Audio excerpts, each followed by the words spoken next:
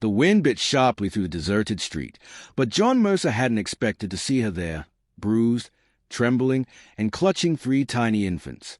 "They tossed me out," she murmured. He didn't press her with questions. He only said the words that would alter her life forever. "You're coming with me." The sky above the sweeping plains was streaked with bands of amber and gold as the sun sank toward the horizon. The wind carried the faint tang of dust and wild sage, while the cry of a distant hawk drifted across the still air. John Mercer, a solitary rancher in his late 40s, rode his weary chestnut mare back toward his land. Most of his years had been spent in quiet isolation, tending the soil with weathered hands, speaking only to the cattle and the breeze. Folks in town knew him as a man who kept to himself, a man of sparse words, but beneath the layers of old hurt his heart still held a deep, steady compassion.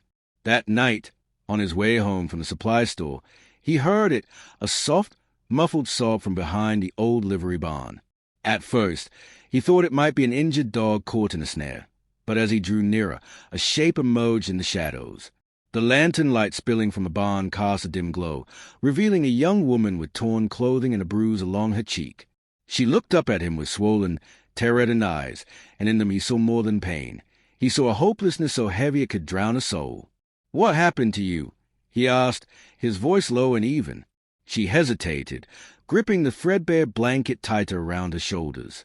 I have nowhere to go," she whispered. They threw me out." It didn't take long for John to understand. Her name was Clara. She had been wed young to a man from a nearby homestead, a man infamous for his temper. When she gave birth just 3 weeks earlier, not to 1 child but to 3 beautiful baby girls, her husband's rage had boiled over. Instead of joy, he saw the daughters as a curse, blaming her for not producing a son. The beatings began that very night, and by the week's end, he had forced her out with nothing but the clothes she wore and the newborn swaddled in worn cloth. John's jaw tightened. Life out here was harsh enough without a man turning on his own blood. He glanced past Clara to the small wooden crate at her feet. Inside, 3 tiny faces peeked out, eyes closed, their breathing shallow from exhaustion. "You're coming with me," he said firmly. Clara's eyes widened. I don't even know you." "You don't have to," John replied, swinging down from his horse. "But you and those girls aren't staying here another minute." Something in his voice, steady, unwavering, made her believe him. She lifted the crate, and John helped her into the saddle, keeping one strong arm around her so she wouldn't fall. The ride back to his ranch was silent except for the faint cooing of the babies. Clara sat rigid, unsure whether she just stepped from one danger into another, but John's presence felt safe. At his modest but sturdy home, John carried the crate inside and set it gently by the hearth. He fed the flames until the room glowed warm, then offered her a bowl of stew he'd made that morning. "You'll sleep in the back room," he said. "It's not much, but it's warm, and it's yours for as long as you need." Clara's hands trembled as she accepted the food. No one, not her husband, not even her kin, had shown her such kindness in years. She wanted to thank him, but the words caught in her throat. Over the days that followed, the ranch settled into a calm rhythm. John repaired an old crib that had been gathering dust in the attic, while Clara cared for the babies with a tenderness that made him pause and watch when she wasn't aware.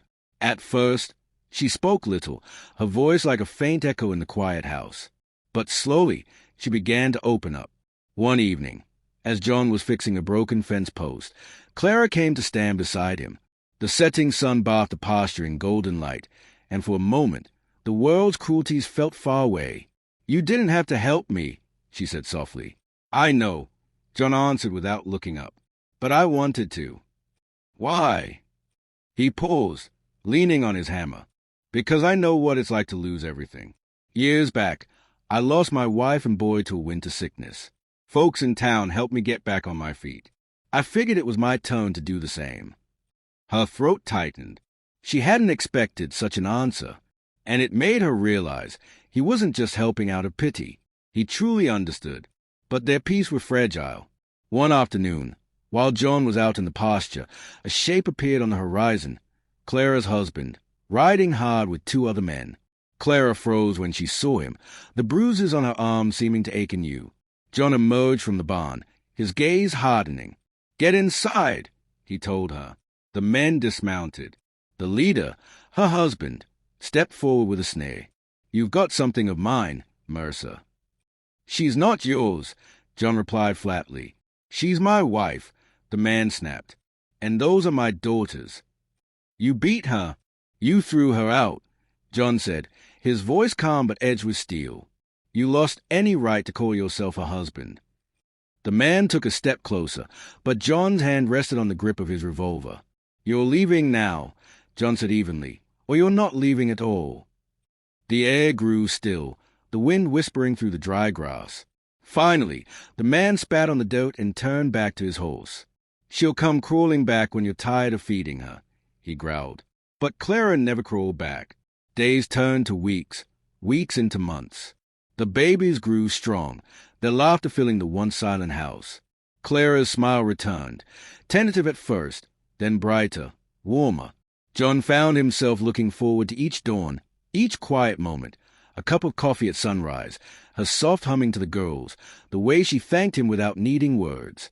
One spring morning, with wildflowers painting the pasture in color, Clara stood on the porch holding one of the babies. John walked up from the corral, wiping sweat from his brow. She met his gaze, her eyes gentler than he had ever seen. "You saved me," she said. He shook his head.